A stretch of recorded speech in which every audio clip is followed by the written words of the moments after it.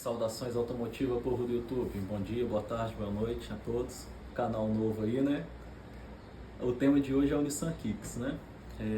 Eu sou taxista há 11 anos e dirijo um pouquinho de carro, né? Já tive alguns carros diferentes e o meu penúltimo foi a Chevrolet Tracker e o último atual agora é o Chevrolet Onix, né? O famigerado correia banhada a óleo, né? Que todo mundo detesta. Mas eu vou te falar, econômico, anda bem, só tem que preocupar com a troca de óleo. Voltando para o tema, que é o Nissan Kicks, né? Fiz o test drive lá, tenho pesquisado muito do carro, pesquisei vários vídeos no YouTube também sobre ele. E o que acontece? Fui lá para tirar o tira-teima do carro e tal, motor turbo, 22 kg de torque, 125 cavalos, esse potência no etanol, né? Na gasolina é um pouquinho menos, como qualquer outro carro. Sei que tem carros que a potência é igual, mas nesse caso tem uma diferença entre os dois combustíveis, esse potência máxima. Um detalhe, né? Os outros atingem potência máxima 2.000 RPM e esse atinge a 2.500. Mas olha como é que funcionam as coisas. Igual a Chevrolet fala também que atinge a 2.000, mas na verdade a turbina enche com 3. E lá no Kicks é a mesma coisa, fala que enche com 2.500 e enche com 3. A Chevrolet declara 116 cavalos, mas na verdade é 125, os outros declaram 125, 130 e na verdade é 125, pô, passando de dinamômetro, pô. E voltando para o Nissan Kicks, né, essa questão de potências e coisa e tal, o que acontece? Fiz o test drive lá, vi vários vídeos no YouTube para ver qual era do carro. Tipo, questão de potência, eles falam que o 0 a 100 em 12,4 segundos, seus concorrentes é 11, 11 e pouco, uma diferença de 1 segundo de atraso. Aí eu vi nos vídeos que a arrancada até 50 é igual ao dos outros carros. E de 50 até 100 realmente tem esse atraso de 1 segundo. E na minha perspectiva deveria ser o contrário, porque o câmbio dele é automatizado de dupla embreagem e normalmente esses de dupla embreagem arrancam mais rápido porque segura a rotação no loud control ou no controle de largada, num bom português, aumenta a rotação e sai forte com a turbina cheia. No Nissan Kicks não, ele fica parado no RPM e solta, mas só que o delay do acelerador dos outros carros, o delay é muito forte. E no Nissan Kicks, o delay, não vou falar que não tem, mas o delay não é do pedal, o delay é da turbina. Nos outros, o delay é do pedal e da turbina junto. Então o câmbio trabalha de uma forma muito rápida. Acredito que se soltasse a rotação ali, até sairia cantando pneu, não sei.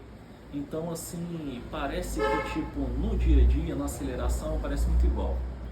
Eu sou fã de automático conversor de torque. Por quê? Porque tem um creeping. O carro ali, o automático dele ali, imagina duas engrenagens, né? A engrenagem está rodando e o óleo está movimentando. É mais suave a transição. E o carro, sempre você está com o pé no freio e você vai soltando, o carro vai se movimentando. O que eu percebi no Nissan Kicks, na ré, ele faz isso. Ele simula, né? Ele sobe a rotação, meia embreagem, aspas, né? E vai dando a ré a 1.500 RPM, o automático é a 1.000, né? Então, para ele dar essa força, ele precisa subir o giro para 1.500. O automático não, ele tem um conversor de torque, ele multiplica o torque. Então, a 1.000 RPM, ele já faz essa função porque o próprio câmbio está fazendo essa multiplicação, como se fosse uma engrenagem reduzida. Não levem ao pé da letra, como se fosse, né? Porque multiplica o torque. Aí para frente, para eles não precisar ficar fazendo isso, para trás não tem como, você está manobrando o carro, como é que vai parar do nada? Ele precisa fazer isso. Para frente, qual é o sistema que eles fizeram? Você está com o pé no freio, o carro está em drive, ele desliga o motor, você tira o pé no freio, tem o auto hold. Uns é só no morro, né? No plano, no sinal, no semáforo, em qualquer lugar, você tira o pé no freio, o carro continua desligado, ele não sai. Aí quando você toca no acelerador, aí ele liga o motor e empurra para frente. É de uma forma bem suave, aspas, porque se você parar para pensar na teoria igual estamos conversando aqui, parafraseando, né? Parece ser um negócio abrupto. Mas só que se comparar com os câmbios automáticos que tem essa mesma função, na hora que você tira o pé no freio e ele arranca para frente, ali ao contrário, tira o pé no freio e fica parado porque tem um auto hold, comparando com o automático convencional, que minha comparação é com a Tracker. Você tira, ele liga e vai, mas eu não sou fã desse sistema, eu prefiro que você tire o pé do freio e ele comece a andar. mas é de uma forma tão suave que o start-stop, um exemplo da Track, se tiver o pé no freio e começa a andar para frente, lá você está do nada, você acelera, ele sai. Parece que é mais suave de um automático, então é passível de você usar o start-stop neste carro. O câmbio de dupla embreagem dele troca as marchas muito rápido. Para mim, como hoje eu tenho um Onix manual, turbo também, e a Tracker automática. Aí eu pensei, caraca, velho, os câmbios automáticos estão mais rápido que hoje a gente passar a marcha. Antigamente, na minha época lá, que eu tinha Lava Jato antes de ser taxista, tinha aqueles Vectra 2.4 Elite, todo amava, assim, pelo menos eu, apaixonado, né? Era uma geração antes do Cruze, né? Então tinha Vectra, Corolla e Civic. Poxa, o Civic maravilhoso. Corolla naquela época, tiozão, um acima do Brad Pitt. E o Vectra, ele era bonito naquela época que a Chevrolet era Opel, todo mundo era, assim, inclusive eu, a população no geral, os menos afortunados, nós, afegão médio, poxa, o Vectra mais em conta, né? Sempre o Civic e o Corolla um sarrafo assim, o Vectra mais abaixo. Naquela época o automático era mais lento do que o manual e mais beberrão. Hoje você vê esses carros automáticos, igual eu tive a Tracker como comparação, 10% de diferença no consumo para você ter um carro automático, e na hora de você acelerar, cara, o automático manual, o 0 a 100 é igual.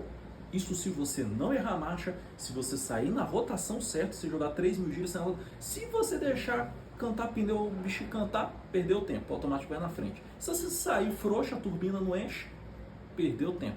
Se você sair perfeito, você vai ter um 0 a 100 igual ao do automático. Perfeito. Cara, mas você dá uma arrancada perfeita, pra você não deixar cantar pneu, você dá uma queimada da embreagem do jeito certo. Ou se você não deixar sair fraco, o outro vai sair. Cara, sinceramente, o cara pode ser pilotão. Para ele acertar uma arrancada no manual, ele tem que tentar umas 5 vezes, e no automático. No automático é só se pisar no freio, acelerador, soltou, pronto. Então, para mim, o automático é mais rápido que o manual, porque você vai ter que acertar 4, 5 na saída, porque você tem que queimar a embreagem do jeito certo para o carro sair forte do jeito certo. Então, apoio o câmbio automático.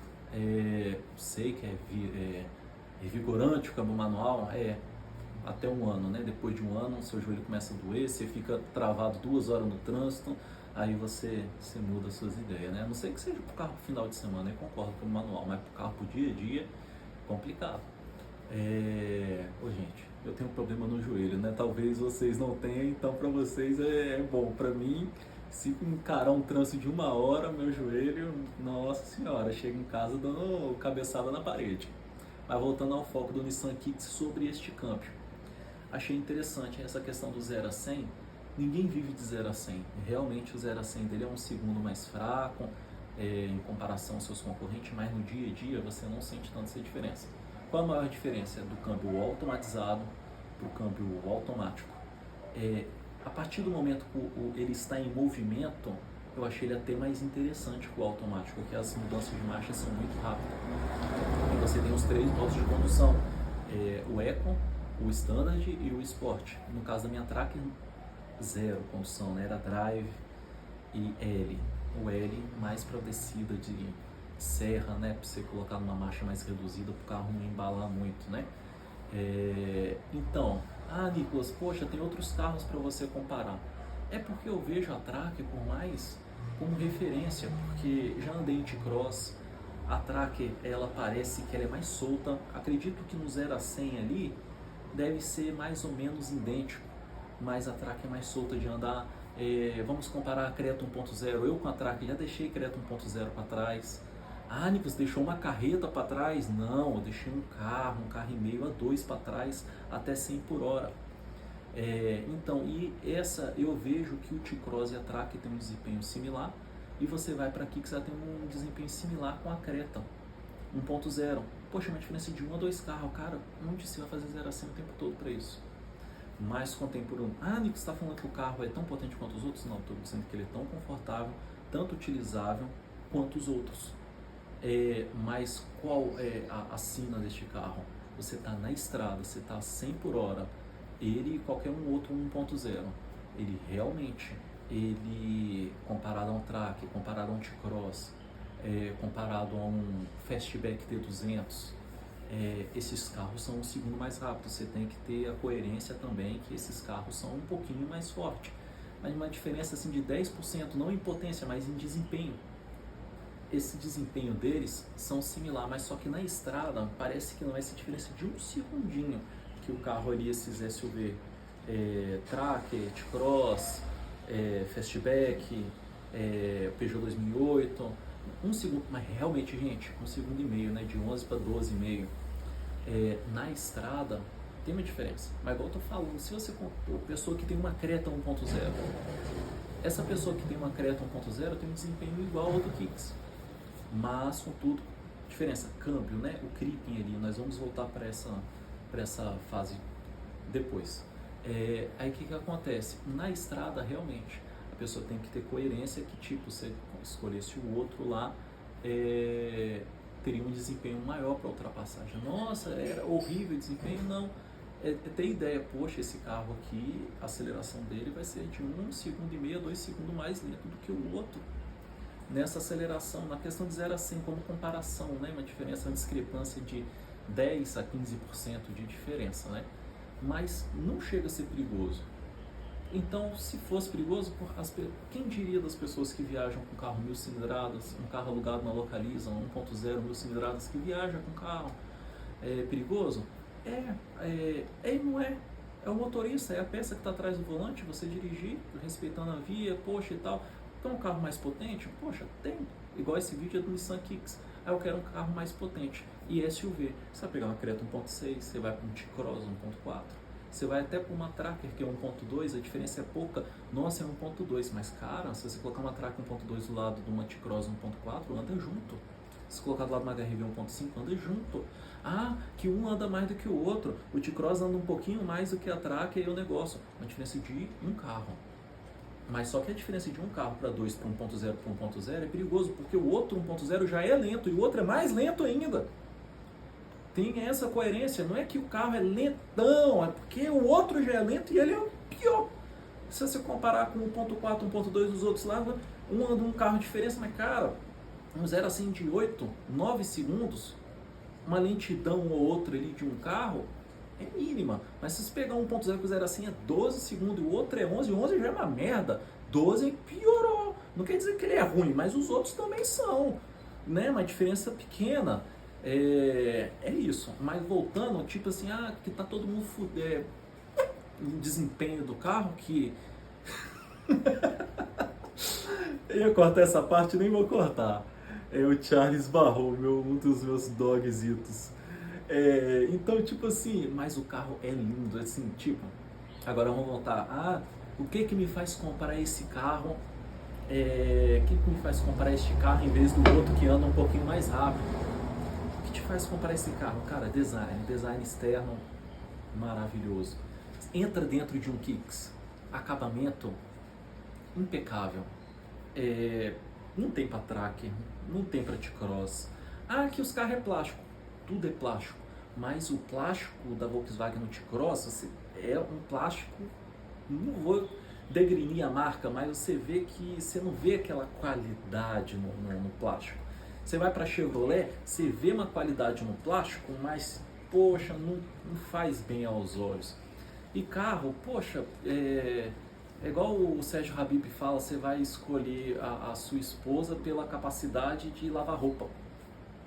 Ou comparação, poxa, o carro ele tem que ir de um ponto A a ponto B porque ele é um carro, mas também ele tem que ser um carro que você entrar dentro dele, caraca, fiz uma boa escolha, é um carro, bonito por dentro, bonito por fora, você se sentir bem.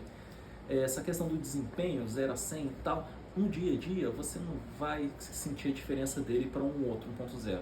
Na estrada você vai sentir uma diferença mínima, mas como eu falei, ruim por ruim a diferença é pequena. Se você quer pegar um carro realmente melhor de desempenho, já parte para as versões mais potentes, ou um carro até de outro segmento, sedã, hatch está escasso, né? Hoje é SUV ou SUV, né? Ou coisa que parece SUV. Então, tipo, voltando à questão do design do carro, fabuloso, por dentro, por fora. Me falam qual SUV que tem aro 19 de fábrica.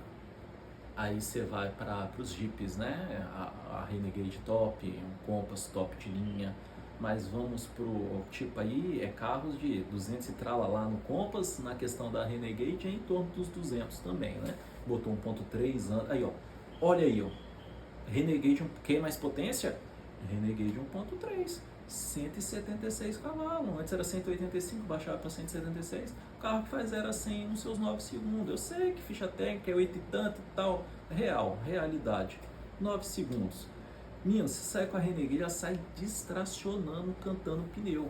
Anda, freia disco nas 4 rodas, freio de mão eletrônico, acabamento lindo, mas tá devasada, tanto por fora, tanto por dentro, e tá perto já de um facelift ou uma nova geração, digamos. É igual a Creta, né? O pessoal acha que a Creta é um novo carro, mas é uma reformulação bem forte. Vocês querem um outro carro que parece que mudou de geração? Mercedes C300. É a mesma, cara. O carro mudou de uma forma tão absurda que parece que é uma geração nova, de tanto que o carro mudou. Às vezes, realmente uma geração nova é legal, mas tipo assim, igual esses carros nesse pique aí, é tudo eixo de torção atrás, a maioria tambor e tal, né? O que acontece? No Renegade, por mais que o projeto é antigo, o chassi, aspas, né, o monobloco, né? Top rigidez, 5 estrelas, latinha e capping, freio disco nas 4 rodas, que mais? Poxa, se for colocar a lista ali, é um carro perfeito, top, potente, segurança, freio disco nas 4 rodas, bom acabamento, mas é um carro que está há quanto tempo no mercado?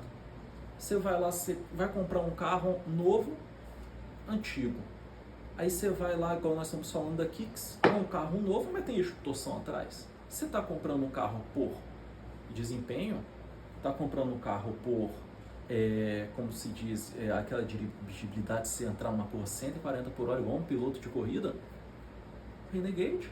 Estou colocando ele como exemplo, né? Porque eu não sou muito fã do design do Renegade, mas já me vi altas vezes pensando em comprar um por causa justamente dos atributos mecânicos do carro. Câmbio de 6 marchas, motor turbo, tipo, tinha aquele negócio da água do radiador misturar com a do câmbio e coisa e tal. Qual carro não tem problema? O negócio fala da Chevrolet, correr banhada a óleo, os câmbios CVT da Nissan que frita com 40 mil, que tem lá no táxi. Então, Corolla, bico de Corolla, 40 mil, é um carro que é gasolina, falam que é flex, se você andar no álcool 40 mil, o bico estraga. Todo carro tem um BO, escolham o seu BO, todos têm. Voltando para o Nissan Kicks, né? Então, tipo, comparado com esses outros carros, a dirigibilidade dele, para não fugir do foco, eu achei incrível, um design incrível.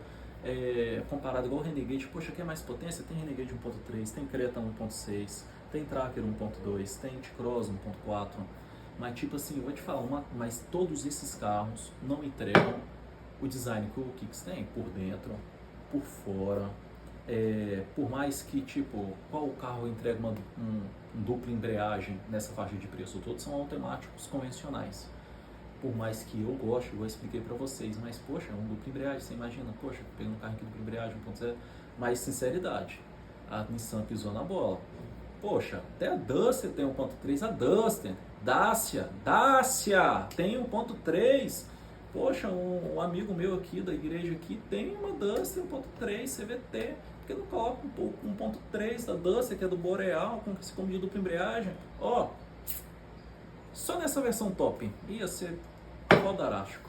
Voltando pro Nissanzinho, gente, vai lá, faça um test drive no carro, comprovem o que eu tô falando, não é propaganda pra Nissan, tá? O que acontece? O carro lá, 200 mil, mas você vai lá, você negocia, o carro chega a 180. A versão de entrada Sense, 165, sai 140. A discrepância do valor que está no site para o valor que está lá é enorme, é gritante. Tem um cliente meu do pet shop da minha esposa, ele tem uma versão, a segunda, Advance, 160 e poucos, né? A primeira, e essa Advance é 170 e pouco. Direto, tô vendo propaganda da Nissan aqui do Espírito Santo, que eu não vou dizer qual concessionária, mas se vocês procurarem, vocês vão ver que é uma só.